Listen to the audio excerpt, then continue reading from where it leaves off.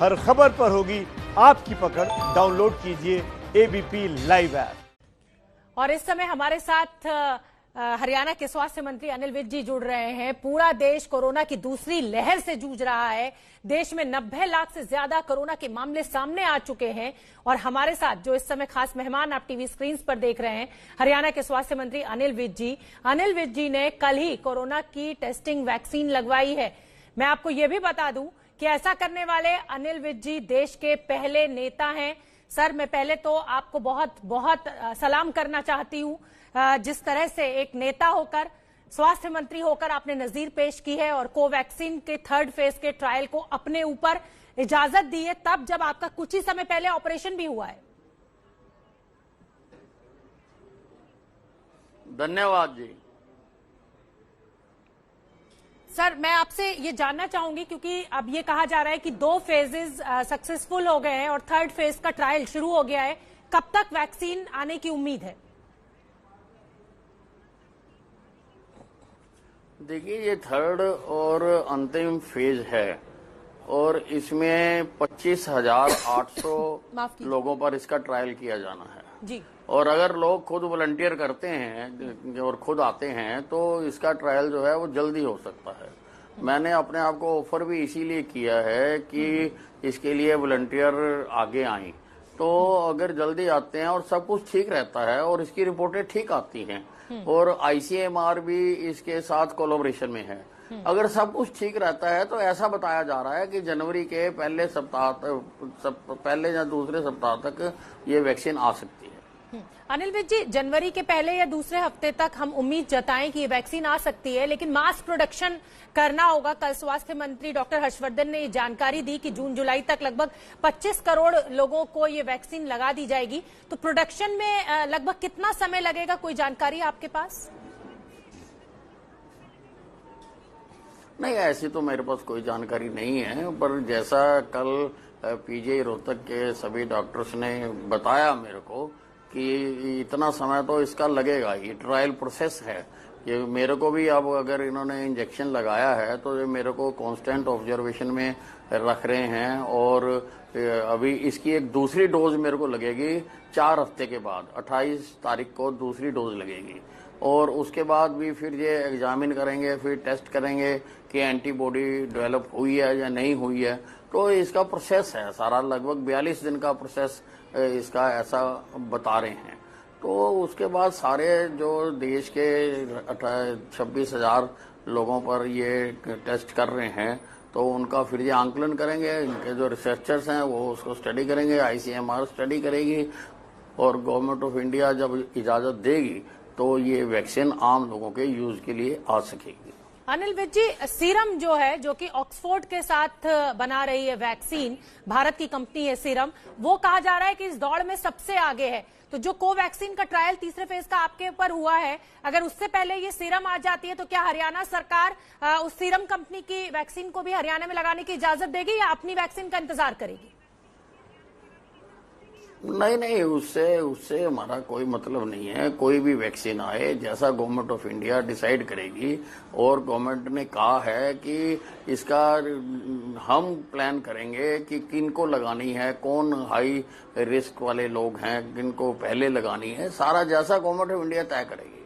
ठीक है अनिल जी, अब मैं आपसे जानना चाहूंगी क्योंकि कोरोना के मामले एक बार फिर रिकॉर्ड तोड़ रफ्तार से आगे बढ़ रहे हैं और दिल्ली में ये तेजी बहुत ज्यादा है। हरियाणा के कई जो जिले हैं, कई जो शहर हैं, उनके बॉर्डर्स लगे हुए हैं, गुड़गांव लगा हुआ है और इधर फरीदाबाद लगा हुआ है। क्या आप एक बार फिर लॉकडाउन के ऊपर विचार कर रहे हैं, नाइट कर्फ्यू के ऊपर आप विचार कर रहे हैं, जैसा कि गुजरात में देखने को मिल रहा है?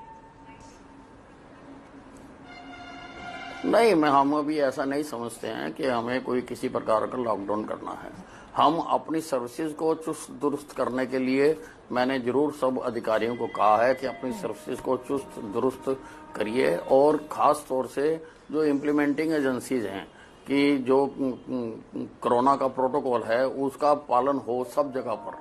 लोगों मार्केट में पालन करें, फैक्ट्रियों में पालन करें, स्कूल कॉलेज अगर खुलते हैं तो उनमें स्ट्रिक्टली से पालन किया जाए, किसी को भी माफ ना किया जाए, हर आदमी मास्क डाले, जो भी इसका प्रोटोकॉल है कोरोना का उसको इम्प्लीमेंट करें और अस्पतालों में पूरी तरह से सर्विसेज मिले। हमारे सारे डॉक्टर्स पूरी उन्होंने बड़ी ब्रेवरी के साथ पहले भी इतने समय से जो कोरोना हमारे प्रदेश में फैला हुआ है, बड़ी ब्रेवरी के साथ उसको लड़ाया है। हमारा जो रिकवरी रेट है अब तो 89 के पास आ गया, लेकिन 92, 93 तक हमारा रिकवरी रेट गया है। और जो मोर्टेलिटी रेट है वो भी मैंने कहा है कि 1% से नीचे हर हालत में रखा जाए और सब प्रकार की सुविधाएं दी जाए। सारा हमारे जो ICUs हैं सारों को मैंने गेयर अप कर दिया है और 4 मेडिकल कॉलेजों में critical corona care centre 100 bed के हमने खोले हैं, जो हर बेड के ऊपर वेंटिलेटर होगा। और इसके अतिरिक्त मैंने PGI में एक post corona care and research centre की स्थापना की है, क्योंकि कोरोना के बाद भी लोगों में बहुत सारे ऐसे सिम्टम आ रहे हैं जिनका पता नहीं और पहले इसकी कोई स्टडी नहीं है। इसलिए मैंने ये अपने PGI रोहतक में जो हमारा मेडिकल कॉलेज है उसमें मैंने ये post corona care research and research centre खोला है ताकि इसका भी अध्ययन हो सके। इसमें सबसे बड़ी बात यह है कि हमारे पास इसकी कोई स्टडी नहीं है। हम जानते नहीं है कि ये सर्दी में बढ़ेगा या गर्मी में बढ़ेगा, हम जानते नहीं है कि ये बरसात में बढ़ेगा या धूप में बढ़ेगा। हमारे पास कोई स्टडी नहीं है और इसके क्या क्या सिम्टम होंगे इसका स्टडी करना बहुत जरूरी है, क्योंकि एक जो बीमारी आ ही गई है इसके साथ लड़ना तो पता नहीं कब तक पड़ेगा। तो इसके लिए मैंने वो सेंटर स्थापित किया है। ठीक है अनिल विज जी, एक और मैं आपसे बात जानना चाहूंगी और वो ये कि वैक्सीन जब बन जाएगी तो एक पर्टिकुलर टेम्परेचर -30 डिग्री -40 डिग्री पर उस वैक्सीन को स्टोर करना होगा, तब उसकी 2 डोजेज लगेंगी। हरियाणा में गांव-गांव तक उस वैक्सीन को आपको पहुंचाना है, उसके लिए क्या इंतजाम आपकी सरकार कर रही है, शुरू कर दिए हैं या अभी सिर्फ विचार चल रहा है? नहीं, हमने कर रखा है। हमने सारा इसका एग्जामिन भी सारा कराया है। हम इम्यूनाइजेशन हम करते रहते हैं, गांव-गांव तक घर घर तक हम पहुंचते हैं, सब जगह पर हमारे सारे लगे हुए हैं। और अब ये देखना है कि अब टेम्परेचर कितना मेंटेन करना है। ये जो कोवैक्सीन है इसका तो 2 से 8 डिग्री तक टेम्परेचर मेंटेन करना है, जिसके लिए कि पूरी तरह से हम इक्विप्ड हैं। अगर कोई ज्यादा डीप जैसा फाइजर की आ रही है, बता रहे 70 डिग्री है, तो उसके लिए तो सारा सिस्टम दोबारा बनाना पड़ेगा। सारा सिस्टम तो -70 डिग्री तक के हमें इक्विपमेंट लेने पड़ेंगे। लेकिन अब देखेंगे कौन सी वैक्सीन आती है, तो उसके लिए हमने तैयारी कर रखी है। अनिल जी, मैं आपसे अब ये भी समझना चाहूंगी कि दिल्ली में ICU बेड्स की बहुत कमी देखने को मिल रही है। जिस तरीके से मामले बहुत तेजी से बढ़ रहे हैं, तो बहुत से पेशेंट्स अब हरियाणा भी जा रहे हैं। मेदांता आपके यहाँ एक बड़ा अस्पताल है, वहां भी बहुत सारे पेशेंट्स जा रहे हैं। फरीदाबाद के भी कई बड़े अस्पतालों में पेशेंट्स अब जा रहे हैं। उसके लिए क्या इंतजाम आपके पास? हमने अभी एक टीम बनाई है, जॉइंट टीम्स हमने बनाई है, जिसमें पुलिस भी है, सिविल अधिकारी भी है, म्युनिसिपल काउंसिल के भी लोग हैं और डॉक्टर्स भी हैं, जो सारे अस्पतालों में जाकर देखेंगे। हमने 30% बेड प्राइवेट अस्पतालों में भी कोरोना के लिए सारों को रिजर्व रखने के लिए कहा है और हमने रेट भी तय किए हैं। हम ये भी चेक करेंगे, मैंने कहा है कि जाके सब मरीजों से पूछें कि कहीं इसकी आड़ में कोई और कारोबार तो नहीं हो रहा है। तो सभी अस्पतालों में जाकर चेक किया जाए कि हमने NABH अस्पताल हैं, उसके पर डे के रेट अलग रखे हैं, 10,000 रुपये रखे हैं, नॉन NABH के 8,000 रुपये रखे हैं, ताकि जाके चेक भी किया जाए कि कहीं ज्यादा चार्जेस तो नहीं किए जा रहे हैं। अनिल जी, दिल्ली सरकार ने जो फाइन था वो 500 रुपए से 2,000 रुपए का कर दिया है मास्क न लगाने पर। क्या हरियाणा सरकार भी ऐसा कोई कदम उठाने के लिए विचार कर रही है? क्योंकि लोग बड़े लापरवाह हो गए हैं, उनको ऐसा लगा कि बस अब कोरोना खत्म हो गया और त्योहारों का समय अभी चल ही रहा है। देखिए, जुर्माना एक डेटरेंट है और मैं समझता हूँ कि 500 रुपये सफिशिएंट है लगाने के लिए। 2,000 रुपये करने की कोई जरूरत नहीं है। अब ये दिल्ली सरकार के निर्णय हैं, उसके ऊपर मैं कोई टिप्पणी नहीं करना चाहता। दिल्ली सरकार किन विषयों को ध्यान में रख के करती है, तो ये तो सख्ती से लागू करने की बात है। और वो मैंने सारे अधिकारियों को कहा है, all DCs and all SPs को मैंने कहा है कि सख्ती से लागू करें, किसी को भी निकलना ना दें। दुकान पे जाके चेक करें, सड़कों पर चेक करें, रेलवे स्टेशन पर चेक करें, बस स्टैंड पर चेक करें, स्कूलों कॉलेजों इंडस्ट्रियों में जाके चेक करें कि लोग इसका पालन कर रहे हैं या नहीं कर रहे। जरूरत तो पालन करवाने की है, चाहे हम लोगों को एजुकेट करके करवाएं, चाहे जुर्माना लगा के करवाएं। तो 500 रुपये तो एक डेटरेंट है कि 500 रुपये जुर्माना है, लोगों को देना पड़ता है। तो मैं नहीं समझता कि इसको 2000 रुपये करना चाहिए।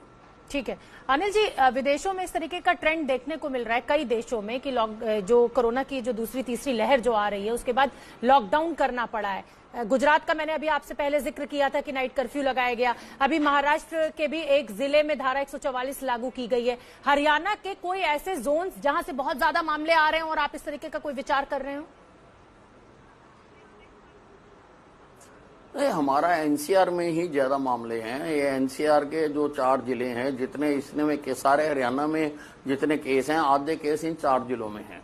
लेकिन मैं आपको बता रहा हूं कि अभी हम कोई ऐसा लॉकडाउन का विचार नहीं कर रहे हैं। अभी हम सख्ती करने का विचार कर रहे हैं कि हम सख्ती करें, और हम चाहते हैं कि जिंदगी और कोरोना के विरुद्ध लड़ाई दोनों साथ साथ चलें। तो इसलिए हमारी कोशिश ये है, ठीक है, अपने अपने प्रदेश में अपनी अपनी परिस्थितियां हैं, अपने अपने ढंग से लोग करते हैं, लेकिन यहाँ पर अभी हम कोई लॉकडाउन के बारे में विचार नहीं कर रहे हैं। ठीक है, अच्छा, कुछ रिस्ट्रिक्शंस हम लगा सकते हैं, उसके लिए हमने सबसे पूछा भी है। जी, दिल्ली सरकार जो है उसने जो शादियों में या समारोह में लोगों के एकत्रित होने की संख्या थी उसको घटाकर 200 से 50 कर दिया। और क्योंकि अब जैसा कि आप कह रहे हैं गुड़गांव, फरीदाबाद, कई ऐसे जिले लगे हुए हैं बॉर्डर्स, तो लोग अपने जो समारोह हैं वो हरियाणा में जाकर कर रहे हैं। तो क्या ये रोक जो 200 से 50, आप भी कुछ ऐसा विचार कर रहे हैं? क्या अगला कदम? नहीं, ऐसा हम विचार कर सकते हैं, ऐसा हम विचार कर सकते हैं। मैंने आपको बताया कि कुछ रिस्ट्रिक्शंस हम लगा सकते हैं, उसके बारे में हम बातचीत कर रहे हैं आपस में, और अगर जरूरी हुआ तो हम उनको लगाएंगे भी। ठीक है अनिल विज जी, अभी आपने जिक्र किया था फाइजर की वैक्सीन का, उसमें जो टेम्परेचर है, जैसा मैंने पहले भी जिक्र किया था, वो काफी एक लंबी रेंज -70 -60 डिग्री तक लेके जाना है। और आप कह रहे हैं कि तब वैसे इक्विपमेंट्स लिए जाएंगे, तो क्यों ना आज ही उसकी तैयारी शुरू की जाए? अगर हो सकता है कि उस वैक्सीन को हमें लाना पड़े तो सरकार पहले से तैयार हो, नहीं तो फिर और डिले होगा प्रोसीजर में। नहीं, अगर केंद्र सरकार इसके बारे में कोई उनके साथ करार करती है और हमें कहा जाता है कि इसकी हम तैयारी करें, तो हम तैयारी करेंगे उसके लिए। ठीक है अनिल विज जी, जनता को जागरूक करने के लिए, जैसा कि मैंने पहले भी कहा कि लापरवाह नजर आ रहे हैं लोग, उस तरीके से सोशल डिस्टेंसिंग का पालन नहीं किया जा रहा है, त्योहारों पर ऐसे घुल मिल गए और देखिए इसीलिए कोरोना बढ़ रहा है। उसके लिए हरियाणा सरकार किस तरीके के एडवर्टीजमेंट्स या क्या कर रही है जागरूक अभियान के लिए?